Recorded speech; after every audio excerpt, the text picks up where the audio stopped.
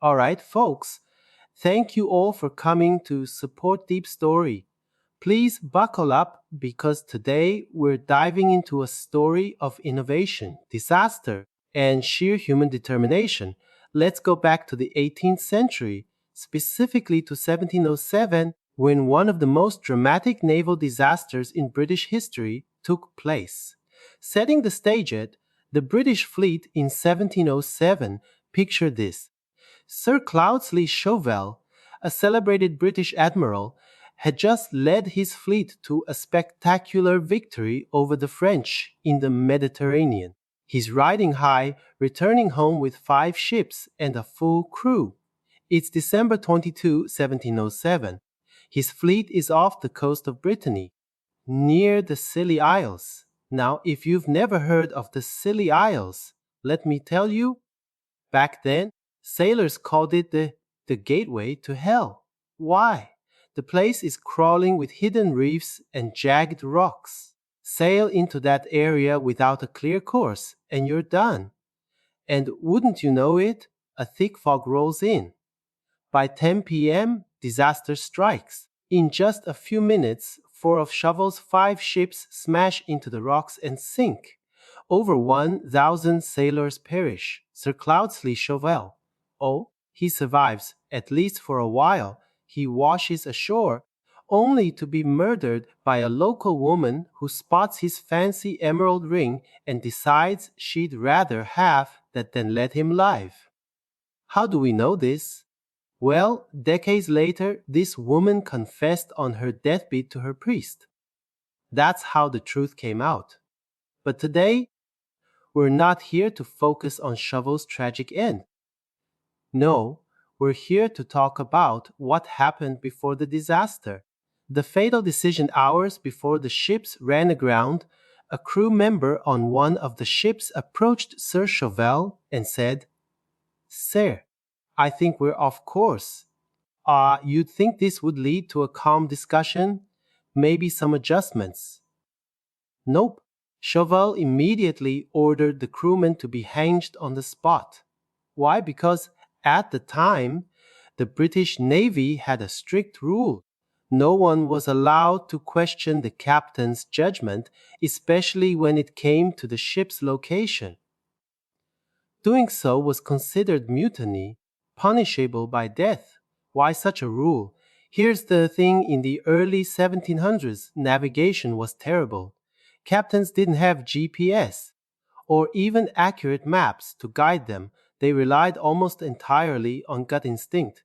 Now, imagine you're trying to steer a ship through uncharted waters, relying on nothing but your intuition. If every sailor starts chiming in with their opinion, it's chaos. It's like being in a crowded shopping mall with your indecisive friends all yelling, "Let's go there."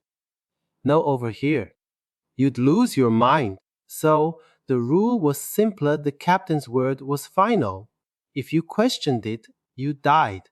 And that's how that poor crewman ended up swinging from the mast. The real problem, longitude. This brings us to the heart of the issue. Navigation in the open ocean. At the time, sailors could figure out their latitude pretty easily.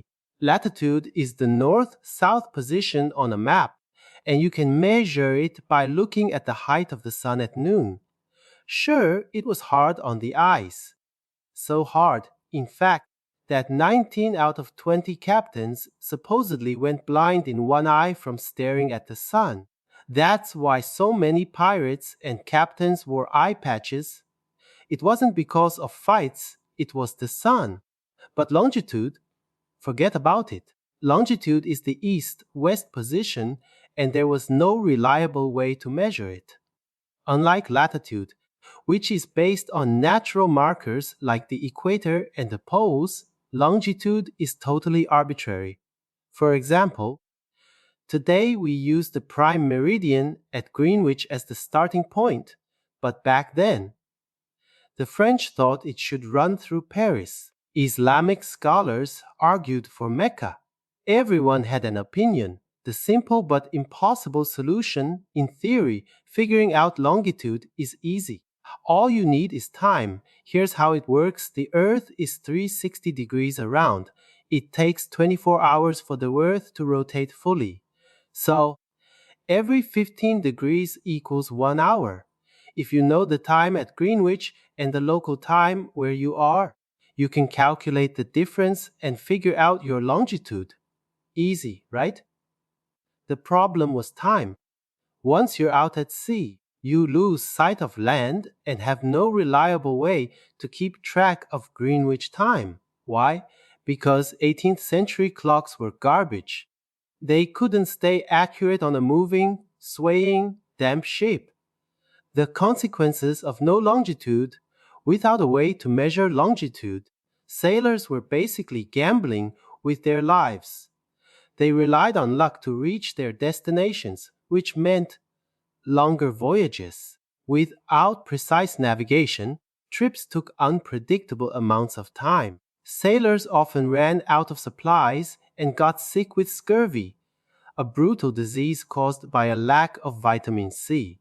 You'd get bleeding gums, internal hemorrhaging, and a slow, painful death.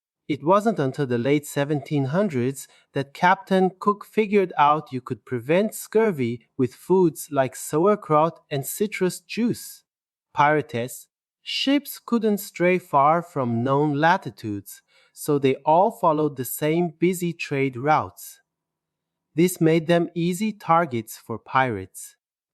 The more predictable the route, the easier it was to ambush a ship. Shipwrecks like Sir Chavel's fleet. Countless sailors met their end on reefs and rocks because they couldn't pinpoint their location. Desperate attempts to solve longitude, people tried everything to fix this problem. Some ideas were clever, most were ridiculous. But no matter what they tried, without an accurate clock, nothing worked. And so Europe's greatest maritime powers, Britain, Spain, France, the Netherlands, were stuck, losing ships, sailors, and treasure, all because they couldn't figure out where they were. Let's dive back into this wild journey of how humanity tried and hilariously failed to solve the longitude problem.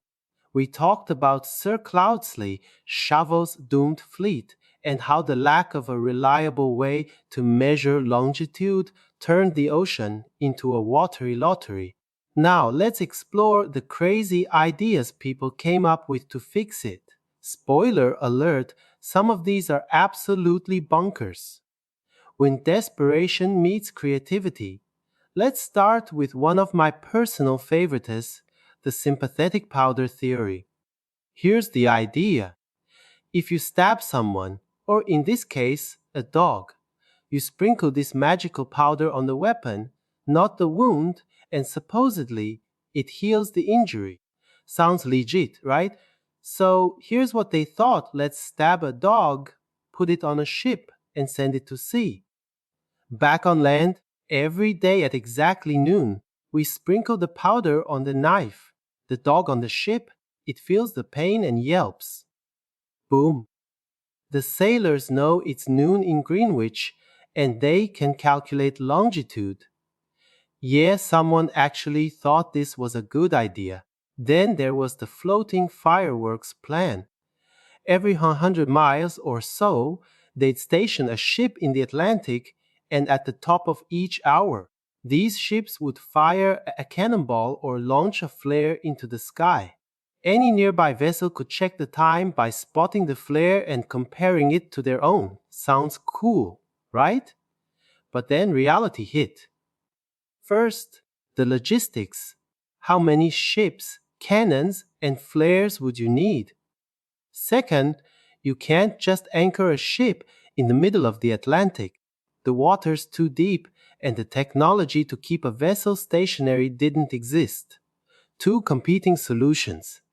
So, with the crazy ideas out of the way, humanity focused on two serious approaches. First, the star method. The stars and planets are like a massive cosmic clock. if you could map out the exact position of celestial bodies for a given time in Greenwich, you could compare them to the stars you see at sea and calculate the difference. Second, the clock method. Or you could just build a really good clock, sync it to Greenwich time, and take it with you. Compare your clock's time to local time at noon, and voila, you've got longitude. But let me tell you, both paths were easier said than done. For centuries, scientists were pulling their hair out over these challenges. Enter Galileo the stargazer. Let's talk about Galileo.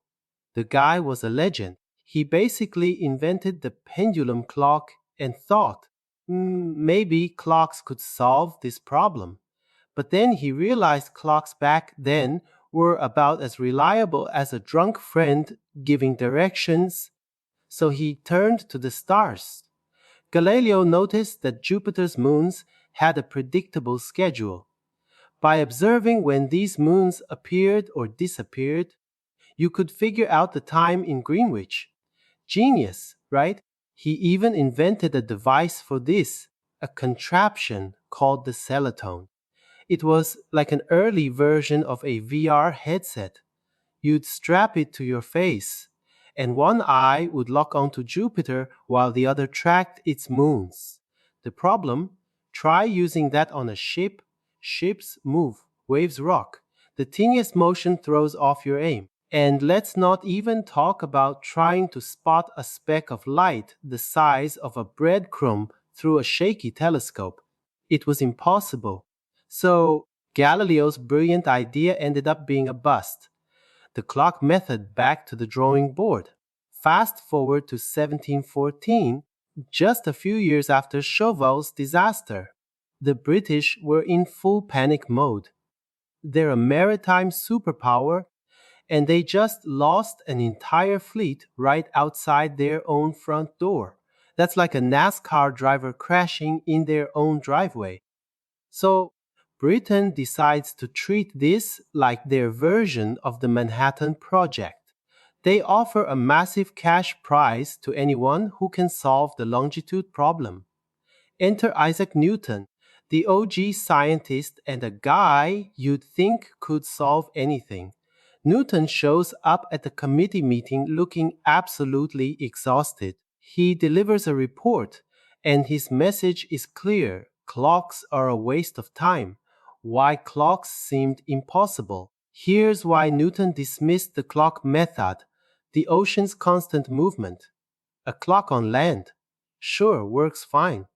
But on a ship, between the waves, the rocking and the rolling, the mechanisms would go haywire. Temperature changes. Imagine you're sailing from the warm tropics to the icy north.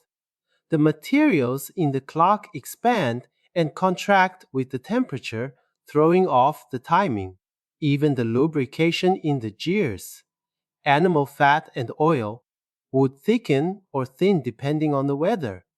To solve the longitude problem, you needed a clock that was so accurate it would lose no more than 3 seconds a day.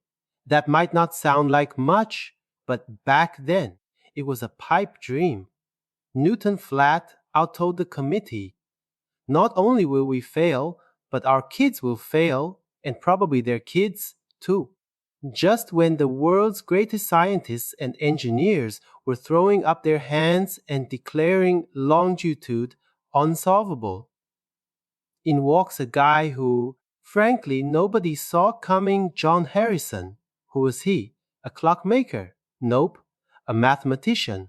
Definitely not. He was just a carpenter. Yep, your average rural tinkering around with wood kind of guy. And somehow, this ordinary man ended up solving one of the greatest scientific challenges of his time.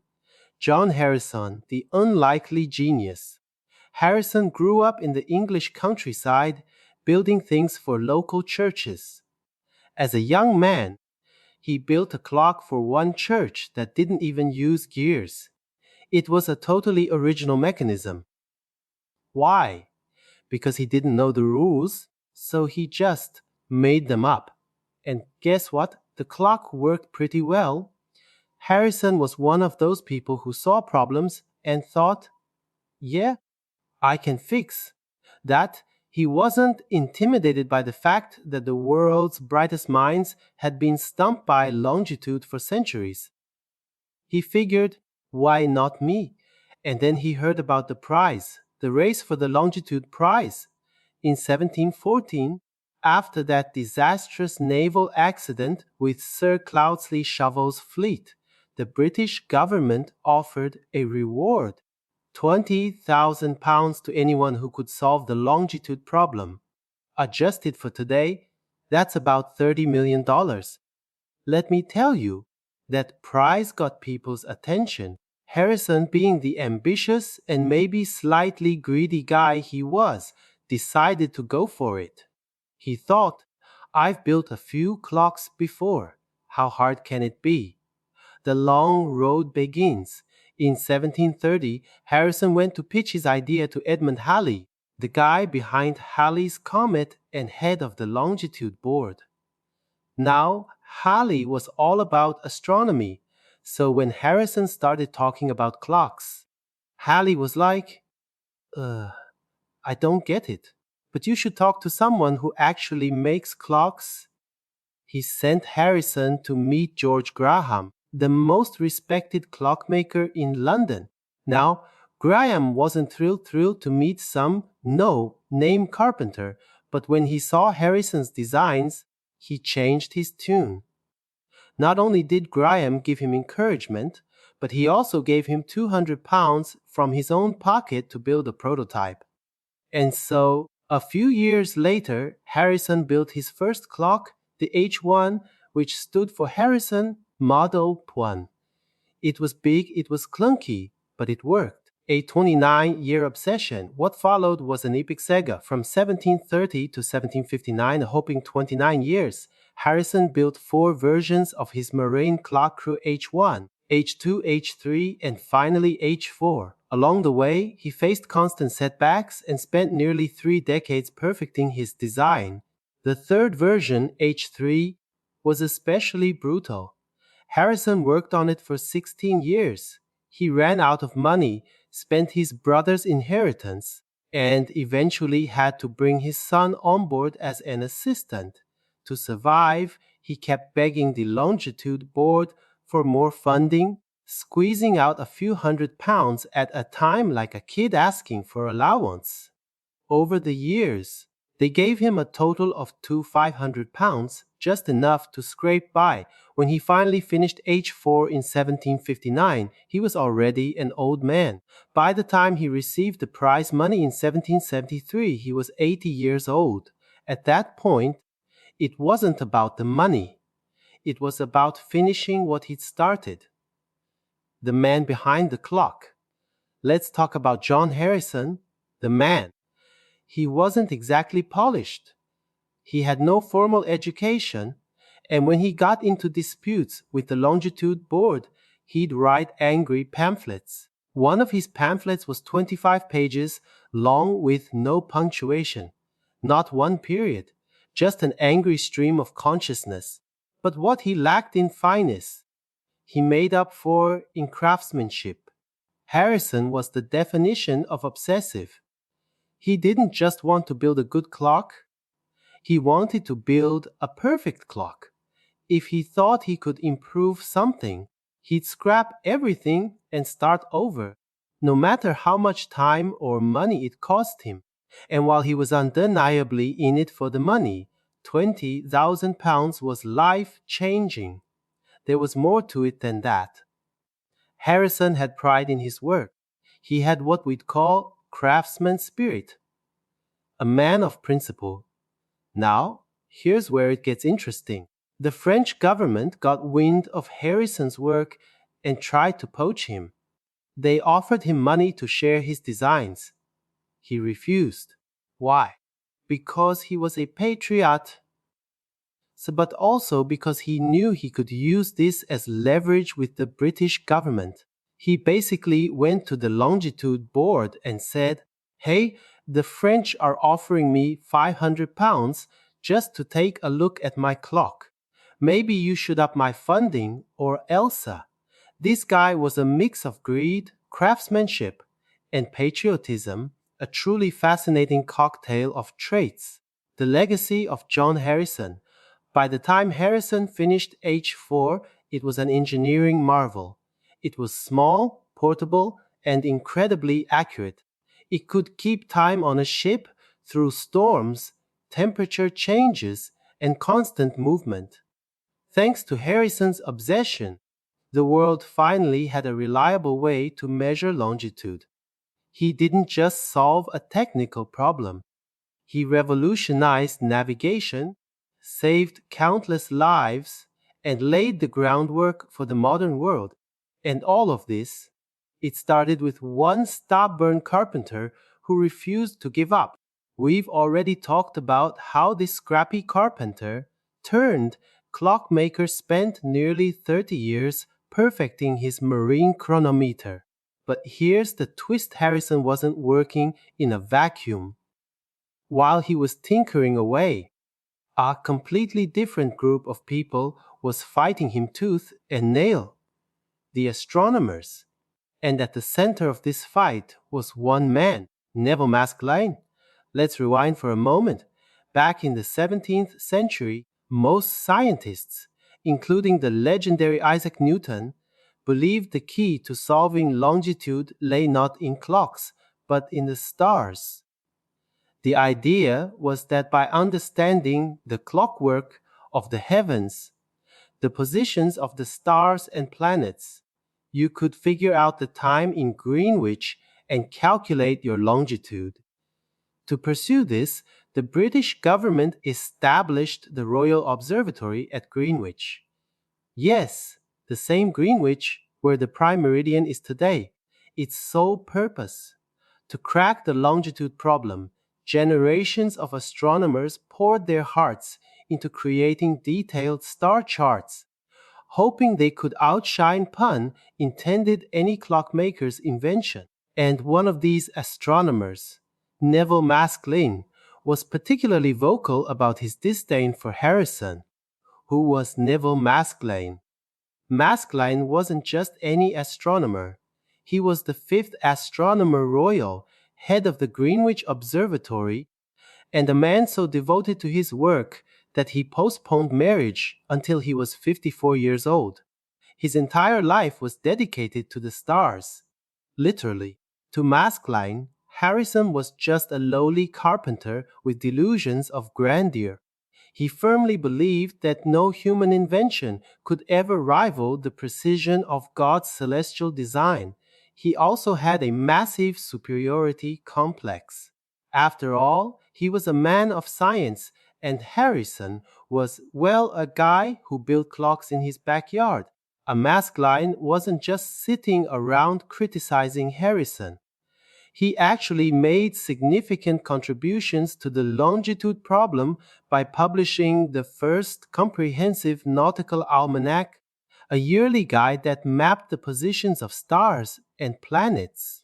Sailors could use this almanac to calculate Greenwich time by observing the stars and comparing them to the tables. This method was practical, scientifically rigorous, and had the backing of nearly every intellectual in Britain. But Maskelyne wasn't just competing with Harrison, he actively worked to undermine him. Let's be clear, most of the drama between these two was exaggerated later for the sake of storytelling. For example, Dava Sobel's book Longitude paints Maskelyne as the villain, but the truth is a little more nuanced. Yes, Maskelyne threw some obstacles in Harrison's way. For example, he demanded multiple tests of Harrison's clocks. Even after they had proven accurate, he required Harrison to hand over his designs and build additional prototypes to prove his methods could be replicated. But was Maskelyne some evil mastermind out to sabotage Harrison? Not really. He was just a bureaucrat doing his job, albeit with a healthy dose of skepticism and maybe a little ego. That said, There was one incident that really pushed Harrison over the edge. At one point, the longitude board demanded that Harrison hand over his chronometer for further testing.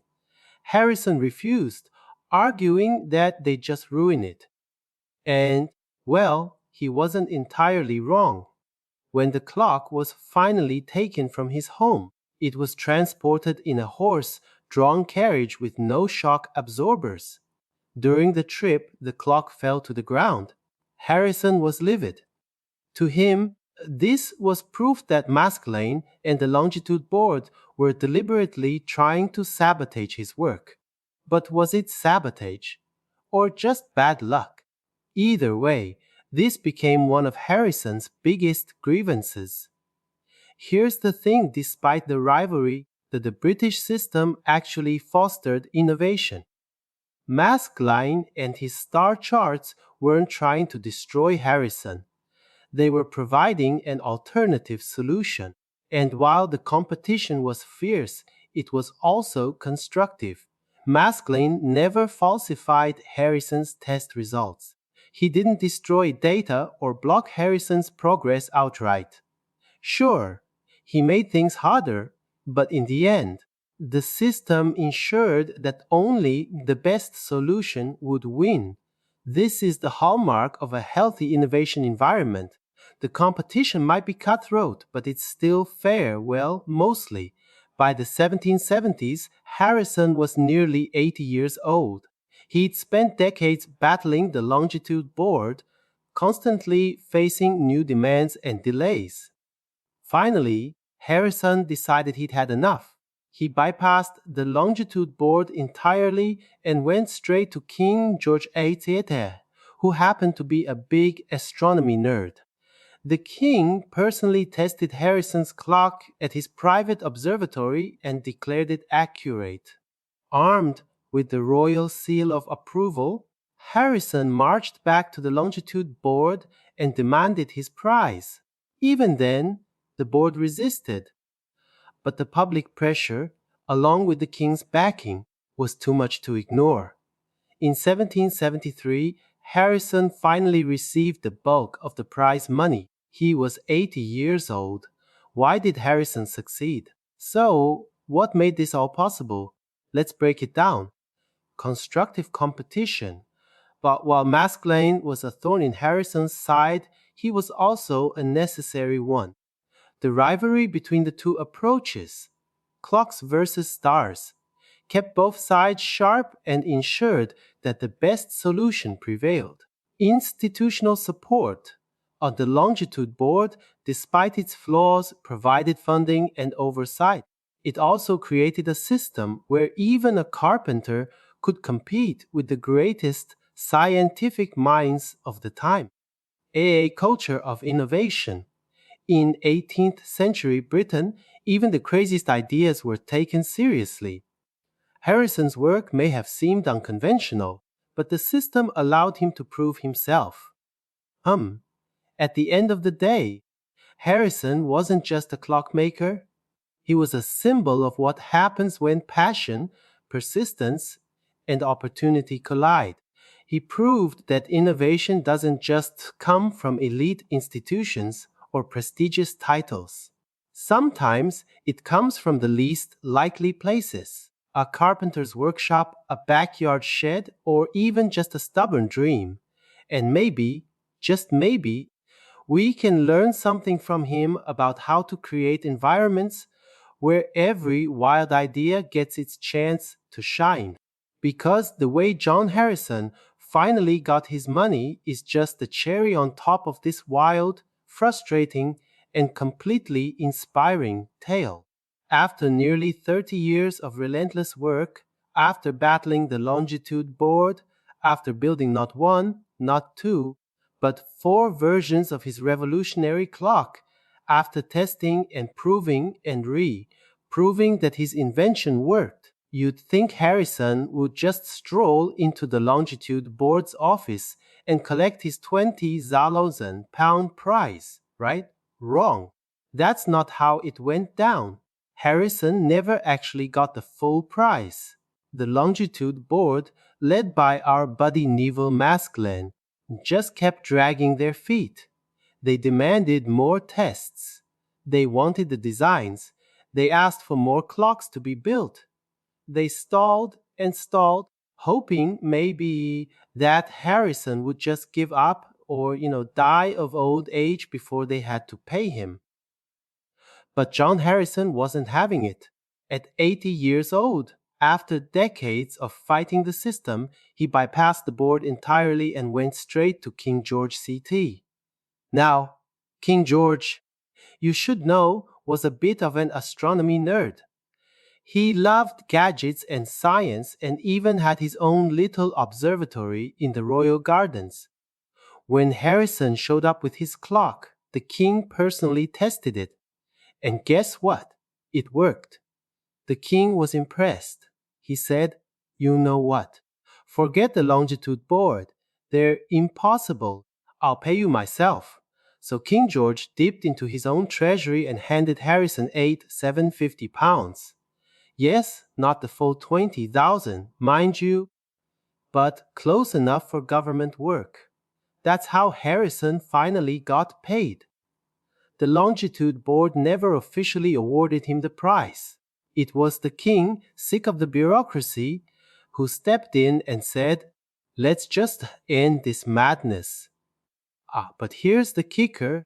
By the time Harrison got the money, he was 80 years old. What was he going to do with it? Retire? Buy a yak? The poor guy spent his entire life chasing this prize, and when he finally got it, he probably didn't even have the energy to celebrate. But this story doesn't just end with Harrison's personal victory, because while Harrison's clock was a masterpiece, there was one big problem. It was insanely expensive.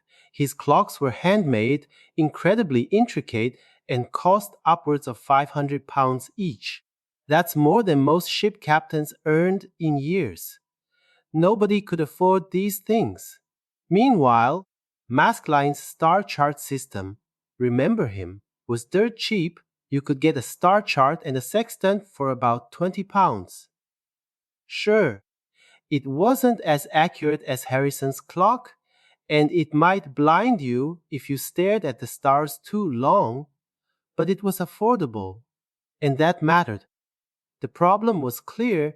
If Harrison's clock was going to change the world, it had to be mass-produced. Enter the Industrial Revolution. After Harrison's death, his designs were published, and Britain's clockmakers went to work. They refined his methods, improved efficiency, and started mass producing marine chronometers. The price dropped from £500 to around £50, making these clocks accessible to nearly everyone. By the early 19th century, there were thousands of chronometers in use around the world. By the time Charles Darwin set sail on the HMS Beagle in 1831, his ship alone carried over 20 chronometers. The problem of longitude was no longer a problem. And this is the real magic of innovation. It's not just about inventing something brilliant. It's about making that brilliance accessible. Innovation doesn't happen in a vacuum. It needs a market, a system, and an industrial base to turn great ideas into everyday tools. This wasn't just true in 18th century Britain. Look at today's emerging economies. Why are they so good at building infrastructure, advancing mobile technology, or scaling up green energy? It's not because they have more geniuses. It's because they have massive demand. When millions of people need roads, phones, or renewable energy, innovation follows. Necessity is the mother of invention, and demand is its loud, nagging aunt. So, what does Harrison's story teach us? First, innovation is never about one person. Sure, Harrison was a genius, but he needed the longitude board, the Royal Navy, the King's Treasury, and Britain's industrial might to turn his clock into a world changing invention. Second, innovation requires tolerance for the outsiders. Harrison wasn't an elite scientist. He was a carpenter with a dream. But Britain gave him a chance, even when his ideas seemed crazy. Third, scaling matters. Harrison's clock didn't revolutionize navigation until it became affordable. The best ideas mean nothing if nobody can use them. And finally, innovation isn't just about ideas, it's about systems. It's about governments, businesses, workers, and dreamers all coming together to solve big problems. Harrison didn't just build a clock, he built a better world. And that's why his story still matters today. Because whether you're solving longitude or tackling the challenges of the future, the lesson is the same: innovation isn't just about science. It's about people. It's about persistence. And it's about having the courage to dream big even when the whole world tells you it's impossible. Thank you, and I'll see you next time.